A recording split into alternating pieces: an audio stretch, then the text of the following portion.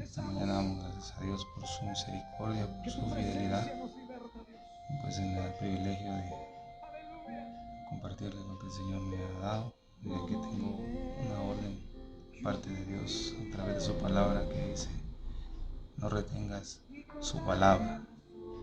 Y pues hablar las cosas que el Señor está haciendo en nuestra vida, porque es mejor hablar lo que uno ha vivido y ha experimentado en el Señor, ¿verdad? Entonces vamos a orarle al Señor, y escuchando esta alabanza vamos a empezar adorando al Señor.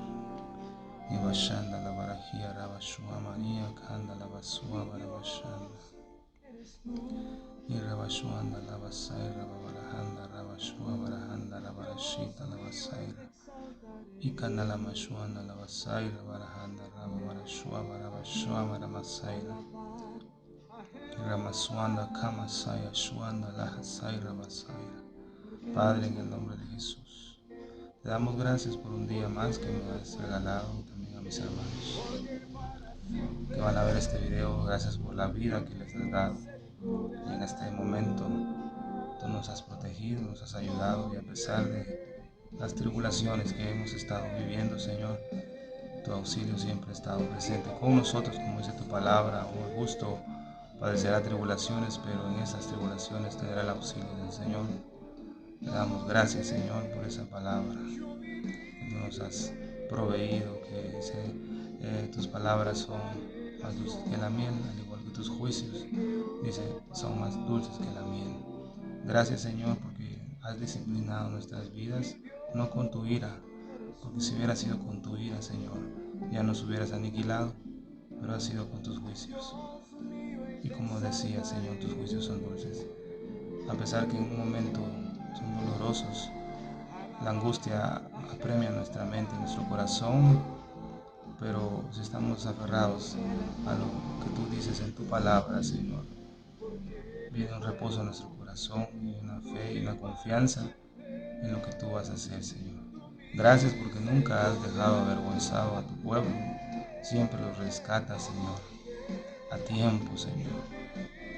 Gracias, Señor, porque no has desamparado a nadie de tus hijos, de tu iglesia, Señor. Te damos gracias por eso, Señor. Siempre eres bueno y siempre eres fiel, Señor. Gracias, Padre. En el nombre de Jesús te alabo en esta mañana, Señor. Te doy toda la gloria, Padre. Bendice tu palabra en el nombre de Jesús. Te lo pido, Padre, en el nombre de Cristo Jesús. Amén. Bueno, en esta mañana lo que vamos a ver es sobre el libro de Nehemías. Es un libro extraordinario porque es cuando Nehemías comienza a reconstruir los muros de Jerusalén. Pero vemos que en esa obra se levantan ciertos enemigos, digamos de esta manera, con cierto poder, que quieren obstruir la obra de Dios. Vamos al capítulo 1 de Nehemías.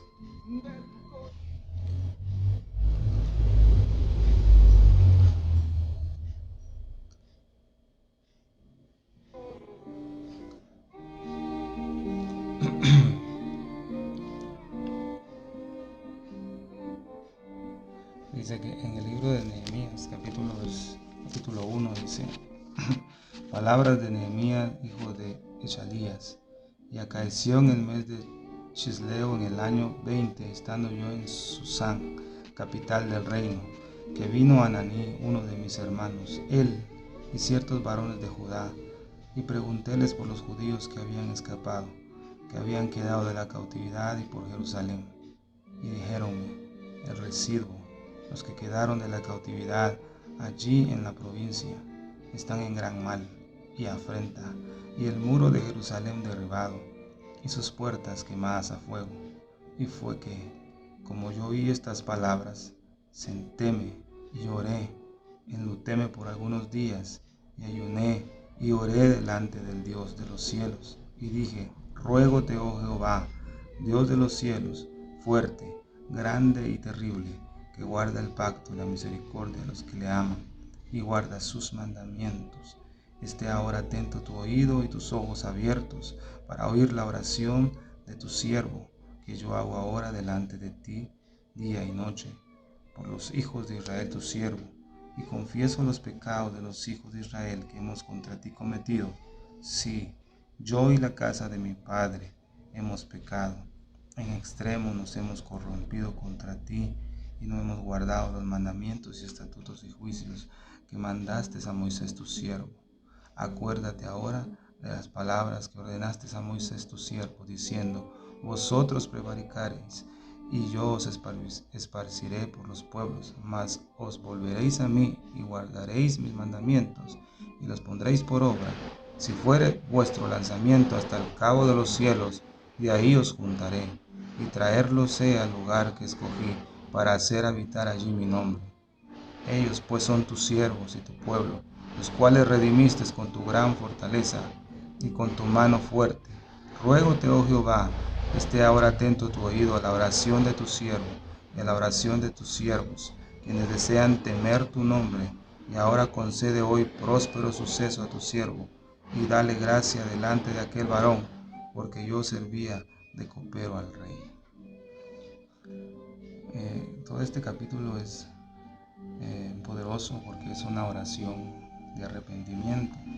Vemos que Nehemías es el que hace la oración de arrepentimiento y vemos que él pide perdón aún de los pecados que cometieron sus padres, sus antepasados, que no guardaron la ley de Moisés. Él conocía realmente la ley de Moisés, él conocía lo que Dios había determinado que debería cumplir el pueblo de Israel en guardar sus mandamientos. Tenemos una connotación ahí en Levítico capítulo 26, dice de esta manera. En el versículo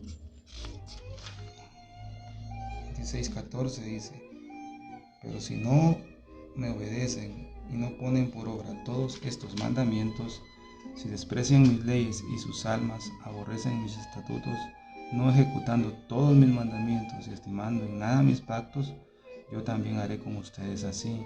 Enviaré contra ustedes terror, lepra, postilla, flujo que consuma los ojos y deje exhausta a la persona. Sembrarán en vano su semilla, pues sus enemigos se la comerán. Contra ustedes derramaré mi ira y serán derrotados delante de sus enemigos. El versículo 33 dice: a consecuencia de la desobediencia y de haber rompido el pacto que Dios había determinado con el pueblo de Israel, dice: los dispersaré a ustedes entre las naciones y los desenvainaré a espada en pos de ustedes. Su tierra será asolada y sus ciudades caerán en ruina. Entonces la situación que estaba viviendo ahorita Jerusalén en el tiempo de Nehemías es que los muros de Israel estaban destruidos y las personas o los israelitas que estaban en ese tiempo viviendo ahí estaban desprotegidos, estaban en una total ruina. Ejemplo de nuestra vida. ¿Cómo está nuestra familia? Nosotros queremos muchas veces ganar las naciones, como dicen muchos, queremos ganar, ir por todo el mundo, predicar el evangelio a toda criatura, cuando sabemos que nuestra propia familia, los muros alrededor de ella están en ruinas. Yo les quiero decir algo, mis hermanos, hasta que uno no pasa muchas veces en pruebas duras, no pruebitas cuando uno va empezando en el evangelio, digámoslo de esta manera, sino que cuando el Señor ya te toca lo que más tú amas, lo que más tú quieres, ahí tu forma de clamar al Señor cambia. Cuando vimos situaciones que están pasando otros hermanos, otra gente, ¿cómo es nuestra oración? Nuestro corazón no está tan sensibilizado en ese momento. ¿Por qué razón? Porque oramos: Señor, solo bendícelos, guárdalos, protégelos, líbralos del mal en el nombre de Jesús, amén. Sientes una agonía en tu corazón por esas personas, muchas veces no. Cuando te toca lo que más amas, tu familia, tu forma de clamar cambia, ¿verdad? Tu forma de gemir cambia, porque comienzas a dar gemidos del corazón, comienzas a gritarle y a clamarle al Señor el debido respeto hacia Él, que te auxilie, porque tu forma de oración va a cambiar cuando lo que más amas es tocado. Entonces aquí Nehemías, él dice que él nos da las instrucciones, cómo es que debemos de clamar, las instrucciones, las condiciones que debemos tener Por ejemplo, el versículo 4 dice: y fue que como yo oí estas palabras, sentéme y oré, y enlutéme por algunos días, y ayuné y oré delante del Dios de los cielos. Cuando él oyó, ¿cómo actuamos nosotros cuando oímos que un familiar nuestro no quiere nada con el Señor? ¿Cómo actuamos nosotros cuando oímos que se alejó del Señor pero está su corazón endurecido? Realmente nos sentimos como Nehemías. Realmente nos sentamos y lloramos y nos enlutamos por nuestro familiar. Rara vez sucede esto, hasta cuando el Señor dice que Él nos va a podar, cuando Él toca nuestras familias, cuando Él toca lo que más amamos. Entonces ahí el Señor provoca, dice, en nuestro corazón que nos enlutemos, que lloremos, que gemamos. Y dice, y ayuné y oré. Es la condición en la que debemos presentarnos delante del Señor. Pero realmente el orar y el ayunar no es una cosa de que usted va a decir, hoy mañana voy a ayunar, mañana voy a orar tanto tiempo, no. Que tu carne no sea la que disponga cuánto vas a ayunar y cuánto vas a orarle al Señor. Por ejemplo, yo vengo y digo, bueno, mañana voy a orar 1 hora.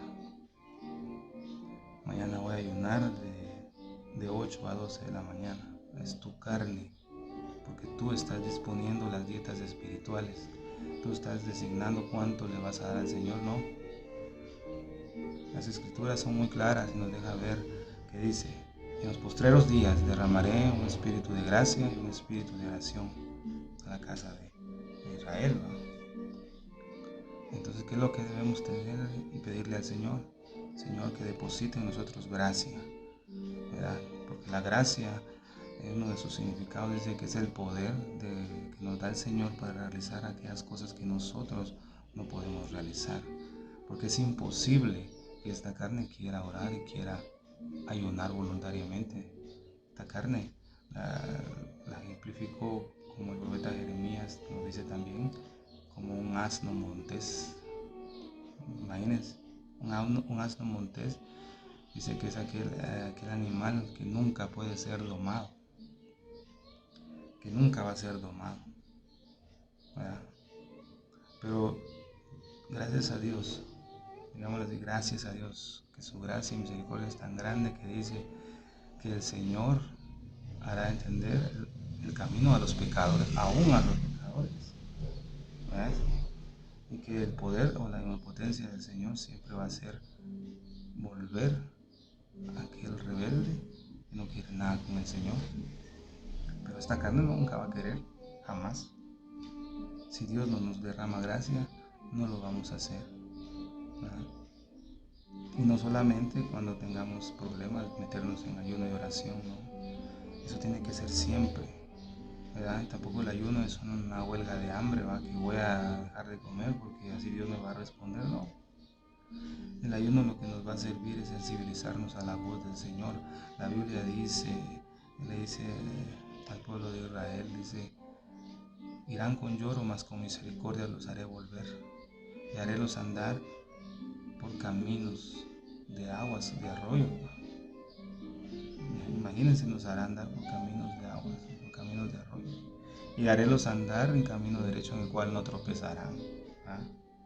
O sea, la misericordia del Señor es la que nos va a hacer volver, y Él nos va a guiar por caminos de aguas o de arroyos, y nos hará un camino en el cual no vamos a tropezar, pero es el Señor, no es nosotros. Entonces la carne jamás debe disponer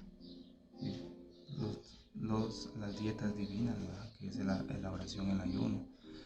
Y gracias a Dios por la vida de un siervo que es mi amigo y como mi maestro de la palabra, mi hermano Toto. Me ha dado muchos consejos siempre de la palabra, ¿verdad? Y una de esas es que la carne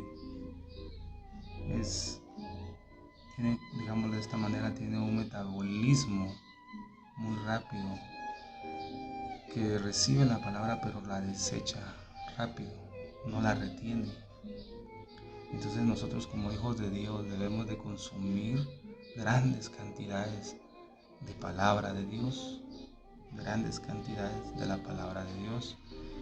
No solo cuando tengamos que predicar, no solo cuando que tengo que ir a orar por alguien enfermo o alguien que tiene un espíritu inmundo y unos días antes yo me voy a consagrar. No, eso es algo, disculpen la expresión, pero algo mediocre delante del Señor. No que tengo que ir a orar por tal hermano y hoy voy a confesar mis pecados para estar a cuentas y tienen miedo que tal vez el demonio les hable y les diga las cosas que están haciendo a escondidas. No, eso no es una búsqueda del Señor. La búsqueda del Señor debe ser constante. ¿Ya? En el libro de Crónicas hay un rey llamado Asa, hay muchos reyes, ¿verdad? Ejemplos hermosos, rey Josías, el rey Ezequiel, son los reyes favoritos para mí, ¿verdad? Pero Asa dice que él tuvo reposo mucho tiempo de sus enemigos porque él andaba en la perfecta voluntad del Señor, guardando los mandamientos que Dios había dado a Moisés, su siervo. Dice que él tuvo reposo, pero durante todo el tiempo de reposo, él se estuvo preparando como que si mañana tuviera alguna guerra con un enemigo. Él fortificó las fortalezas, preparó las armas, preparó el ejército. Estaba siempre preparado porque él tenía conocimiento que en algún momento iba a venir la guerra y él iba a estar preparado, no lo iba a agarrar desprevenido. Esos ejemplos son muy buenos. ¿Por qué razón? Porque nosotros debemos siempre estar preparados. Recordemos que estamos en una guerra sin tregua. Si no es con la carne, es con el mundo. Si no es con el mundo, es con Satanás, ¿ya? Y sus espíritus inmundos. Con tres enemigos acérrimos. Pero el peor de todos es la carne. La carne no quiere buscar a Dios y tampoco puede. Pero es sometida bajo la mano de Dios cuando nosotros comemos diariamente en abundancia las escrituras. Yo le comentaba a mi esposa, le decía, ¿cómo podemos nosotros o cómo puede alguien subsistir con un versículo al día, sabiendo que la carne tiene un metabolismo muy rápido? Es imposible. Nuestro trabajo es leer, leer, leer y leer. ¿Ya? No afanarnos, me decía hermano Toto, mi hermano me aconsejaba, me decía, no te afanes en querer entenderlo todo, no te afanes, no te pongas ansioso, no, tu trabajo es leer todo lo que puedas, lee las escrituras, en oración, en ayuno, léela, y en un momento dado el Señor te dará la porción específica y necesaria que tú necesitas saber. No necesariamente querrás saberlo todo de un solo, ¿no? Entonces el trabajo de nosotros, mis hermanos, es leer las escrituras, porque Nehemías, él conocía la ley del Señor, él conocía las consecuencias que estaban pasando, cuál era la razón por qué ellos estaban con los muros derribados, con los muros caídos. Él lo sabía, porque él conocía la ley, conocía el libro de Deuteronomio, digamos de esta manera, Levítico. Él hace referencia a Deuteronomios capítulo 4, 25, dice, vamos a ver, Deuteronomio capítulo 4, versículo 25. Cuando hayan engendrado hijos y nietos y hayan vivido muchos años en la tierra, pero se corrompan y hagan figuras e imágenes de cualquier cosa y hagan lo que es malo ante Yahvé su Dios, provocando la ira, dice, versículo 24 y 25 dice. El 27 dice, entonces Yahvé los dispersará entre las naciones y quedarán pocos en número entre las naciones a donde Yahvé los disperse. O sea, él conocía por qué razón habían sido dispersados. Él lo conocía, pero él también conocía las promesas del Señor, porque en el versículo 8 dice, acuérdate ahora de la palabra que ordenaste a Moisés tu siervo, diciendo, vosotros prevaricaréis, y yo os esparciré por los pueblos, mas os volveréis a mí y guardaréis mis mandamientos y los pondréis por obras. O sea, el Señor mismo, Él los había dispersado a consecuencia de la corrupción que ellos habían tenido. Pero Nehemías conocía una promesa grande, que si ellos volvían y se regresaban a cumplir los mandamientos del Señor, el Señor los volvería a reunir. Hay un pasaje que dice: oíd palabra de Jehová, gentes, y hacerlo saber a las islas que están lejos, y decir: el que esparció a Israel los juntará y guardará y pastoreará como a su ganado. O sea, el Señor dice que Él los va a traer. O dice otro pasaje muy claro, dice: y si fuera el número de los hijos de Israel como la arena de la mar, que ni se puede medir ni contar, desde ahí el Señor los va a traer. Desde el un cabo de la tierra hasta el otro cabo, el Señor los hará volver. Y como les fue dicho, en el lugar donde están, vosotros no sois pueblo, allí en el lugar que les fue dicho eso, serán llamados hijos del Dios Altísimo. ¿Qué quiere decir eso? Que fueron dispersados por todo el cabo de la tierra, como dice la Escritura. Y aunque ahí se les digan a ellos: vosotros no sois pueblo de Dios, ahí dice que serán llamados hijos del Dios Altísimo. Cuando ellos se vuelvan al Señor. Entonces Nehemías sintió dolor, sintió lloro y se enlutó.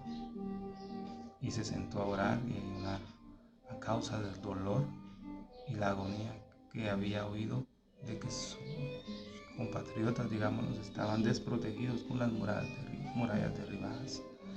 Ahora bien, nosotros nos sentimos de esa manera. La carne nunca va a poder sentir eso. Por eso nosotros necesitamos gracia, la gracia de Dios para sentir ese dolor en nuestro corazón. Solo así vas a poder hacer un mar de lágrimas tus ojos, y tu corazón quebrantado va a llegar a clamar delante del Señor por tu casa. Primero por tu casa, cierto, debemos predicar el evangelio a todo el mundo, a todas las personas, pero si en tu casa no hay un avivamiento, entonces no puede ser posible que seas luz afuera, y en tu familia que se está muriendo, que va a morir sin Cristo y se va a ir al infierno, tú no intercedes por ellos. Estoy comprendidos, hermanos, en estos tiempos que el Señor ha dado pruebas a nuestra familia. Me he comprendido más, ¿verdad?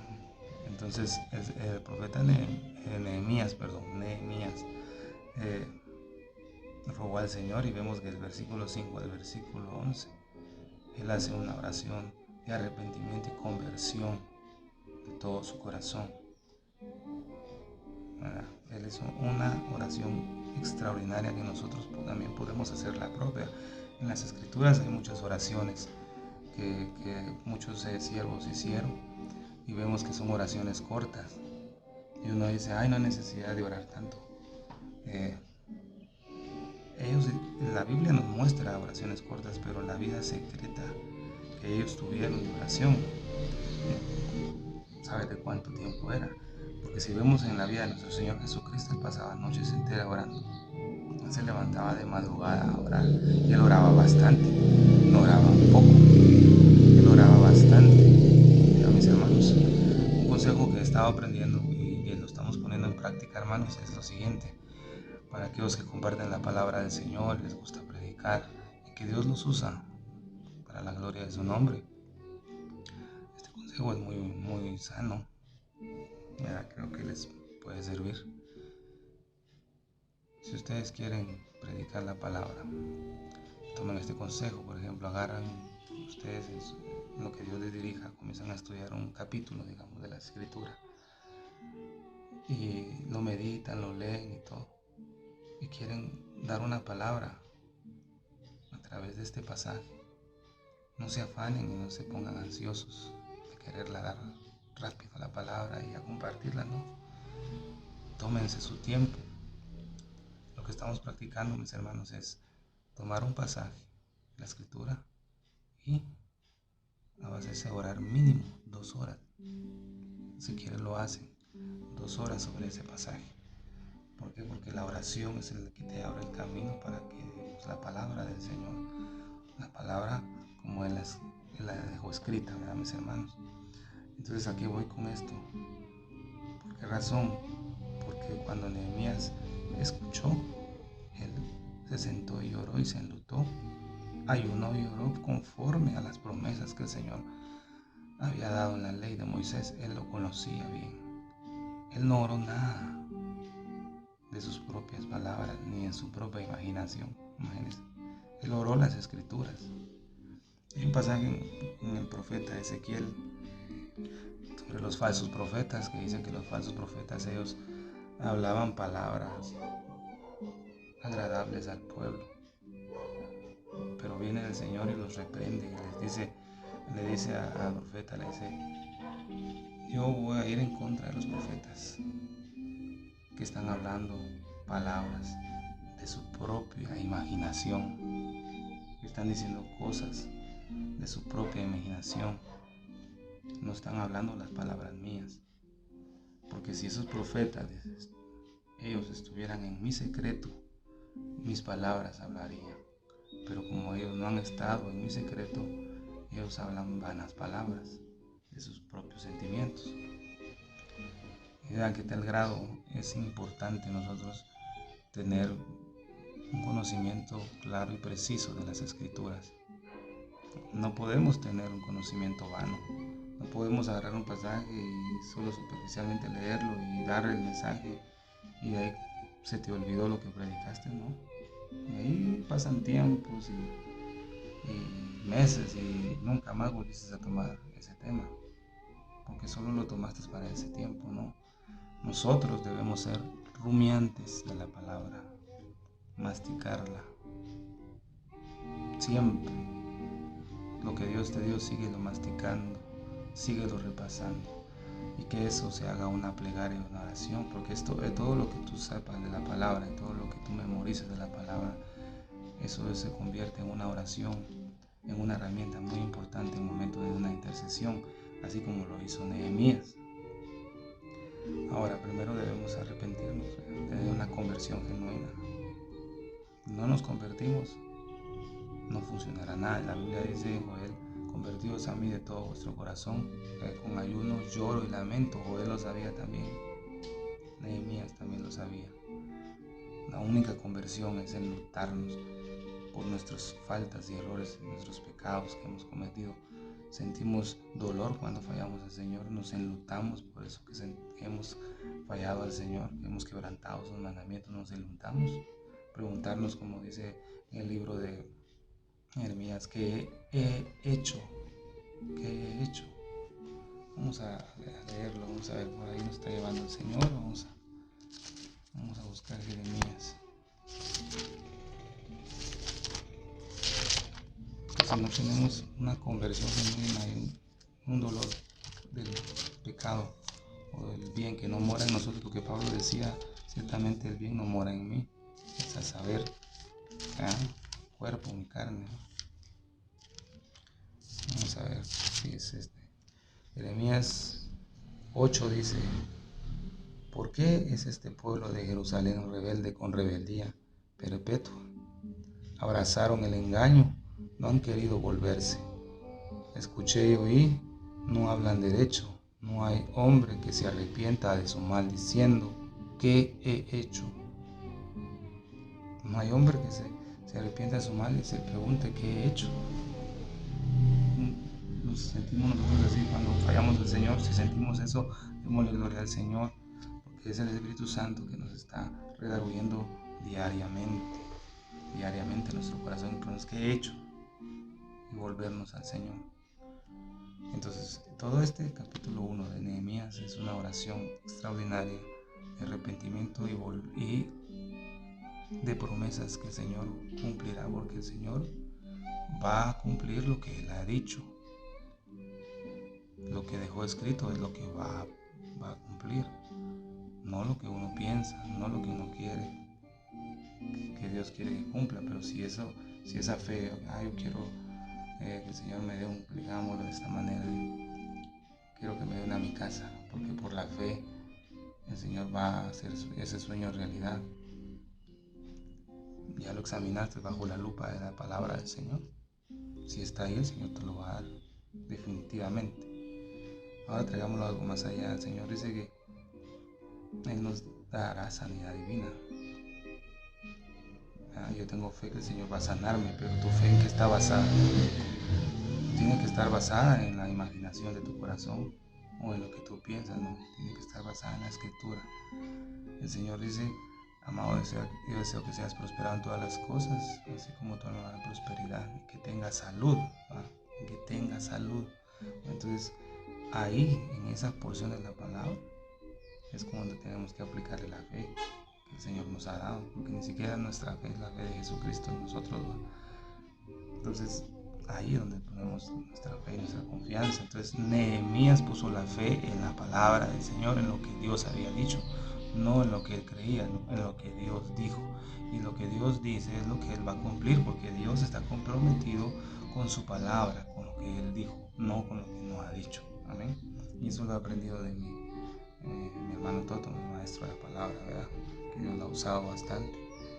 Y mi padre espiritual, mi pastor, Mevito, él me ha aconsejado también que leamos mucho la escritura, porque ¿cómo vas a diferenciar tú las falsas doctrinas? ¿Cómo vas a diferenciar lo que no es de Dios si no conoces las escrituras?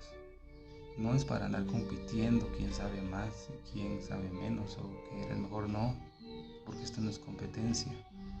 Esto es para salud de tu alma, de tu cuerpo y tu espíritu, conocimiento de la palabra, para que tú ayudes a los demás, para que instruyas a los demás. Aún Pablo dice que aquellos que no creían en lo que ellos habían depositado en esas cartas, les dice, les aconseja: aléjense de ellos, no anden con ellos, pero siempre háblenle con palabras de consolación, de redargüimiento, para que ellos se vuelvan. O sea, no dice, no les digan cosas fuertes, digámoslo así, de esa manera de señalarlos que todo lo que están haciendo es mal y que saber que nosotros somos mejores que ellos. No, simplemente Pablo dice: apártense de ellos, no anden con ellos, pero siempre amonéstenlos con palabras de consolación para que ellos se vuelvan.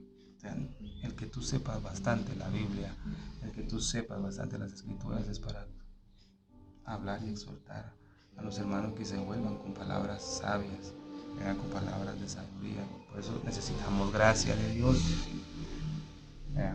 Todo esto sale porque Nehemías conocía las escrituras. Él se lutó y buscó al Señor. Porque en el capítulo 4, que vamos a avanzar y vamos a estar haciendo ese estudio muy interesante, se levantaron 3 enemigos. Está Sanbalat, Tobías y Gesón.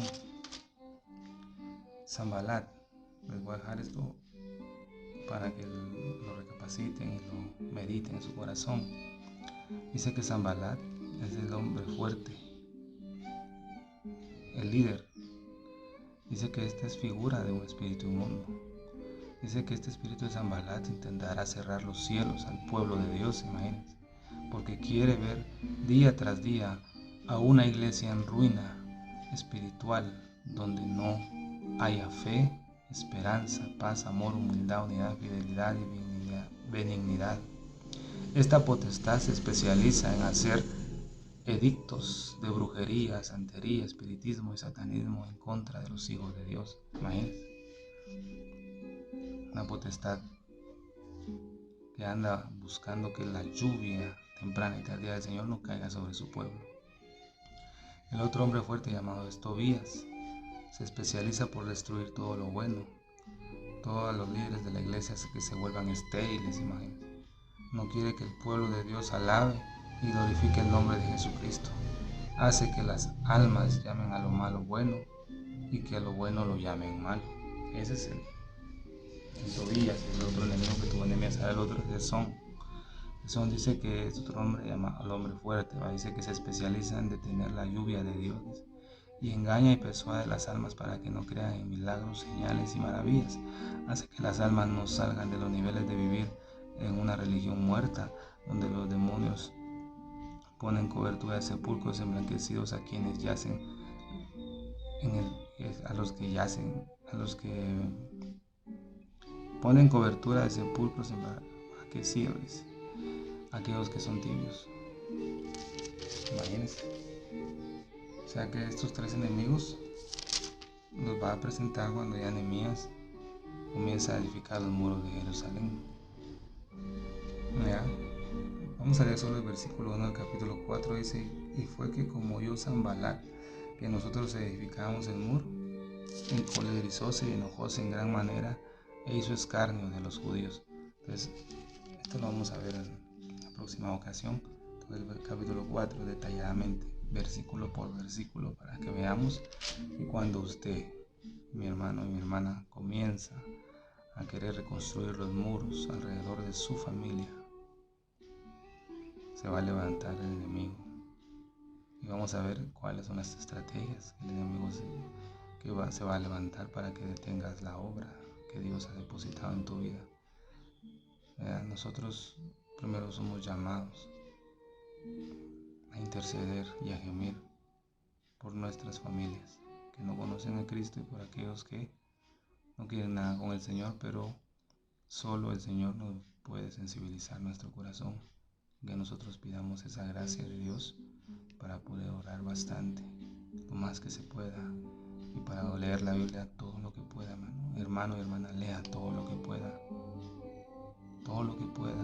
aunque le tilden de fanático, de que qué aburrido que solo leyendo la Biblia vive, ¿no? Léela, todo lo que puedas, léelo, nútrete con la palabra del Señor y agarra fuerza y poder y potencia con la oración y con el ayuno que Dios nos ha dejado. Pero solo la gracia de Dios, mis hermanos, puede hacer esto.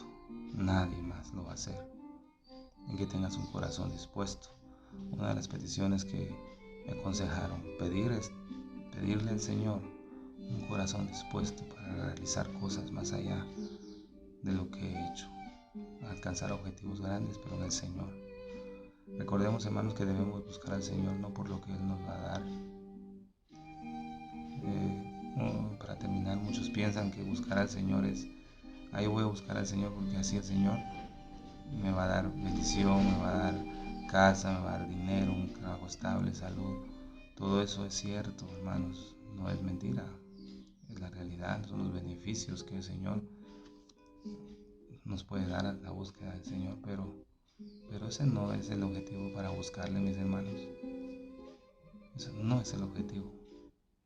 Como el siervo brama por las corrientes de las aguas, así clama por ti, oh Dios, el alma mía. Mi alma se tiene sed de ti, del Dios vivo. O sea, el salmista sabía y lo que quería era Él. Y que esto sea nuestro interés. Él. Yo quiero conocer a Jesucristo, quiero conocer a Dios. Hay un pasaje que dice: no se alabe el sabio en su sabiduría, ni el valiente en su valentía. Alábese el que se ha de alabar en conocerme y entenderme. En eso nos tenemos que afanarnos o aficionarnos, ¿verdad? En conocer y entenderlo. Yo quiero a conocer a Dios, independientemente de lo que Él me pueda dar. Yo no le pido al Señor riqueza, no le pido lujo, dame esta bendición. O hay un dicho que dicen: si el hombre impío tiene todas esas riquezas y esas bendiciones y él haciendo lo malo, porque nosotros como hijos de Dios no podemos tener eso, ¿no? Eso es algo que eso no sirve, mis hermanos. Eso no sirve para nada. Lo que sirve es conocer y anhelar el corazón del Señor. Yo quiero a Cristo. ¿Tú lo quieres? Yo sí lo anhelo. Quiero conocerlo más. Quiero aprovechar mi salud en el tiempo que esté en la tierra, tener y conocer a mi papá. Porque hasta este momento, si nos ponemos a empezar, casi no lo conocemos. Leemos las escrituras bastante para conocerlo, pero necesitamos una intervención divina en nuestra vida, en nuestro corazón. Espero, mis hermanos, que sea de bendición esta palabra, y los errores que en este video, pues es la primera vez que lo hago y el Señor lo ha determinado que así lo haga por palabra de Él y por confirmación de otros siervos, ¿verdad? Para la gloria de Dios. Y quiero decirles que estaré compartiendo algunos temas muy interesantes, digámoslo de esta manera, interesantes, hermosos, que el Señor me ha regalado. Uno de ellos es que la morada del Señor, el camino a la perfección.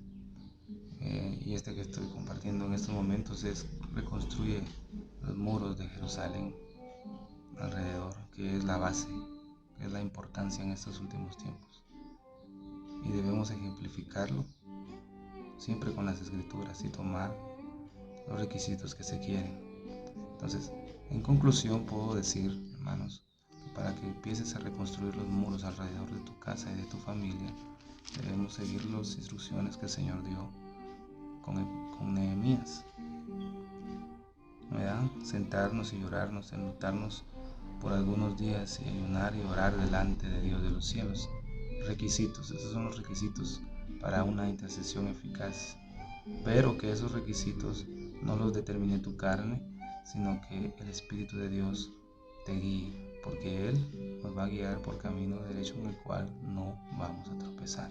Entonces vamos a terminar, mis hermanos, con una oración. Padre, gracias por tu palabra, gracias por la bendición de poder nutrirnos con este alimento tan especial, ¿verdad? Que son tus palabras, Señor, que son dulces como la miel, más dulces que la miel. Señor, y todo aquello que yo haya dicho, que mi carne haya dicho, Señor, bótalo, tíralo al suelo y pulverízalo, elimínalo, Señor. Todas esas palabras que mi carne o mi corazón haya podido decir. Pero si todas estas palabras provienen de ti, Señor, que produzcan frutos, Señor, y que todo aquel hermano que la escuche, Señor, sea edificado y bendecido, Señor. Danos un espíritu de gracia y un espíritu de oración, Señor. Que tu espíritu nos dirija a devorarnos la palabra del Señor y a orar en abundancia, Señor. Pero por favor, enséñanos a orar. Gracias, Padre. Gracias, Hijo. Gracias, Espíritu Santo de Dios. Amén.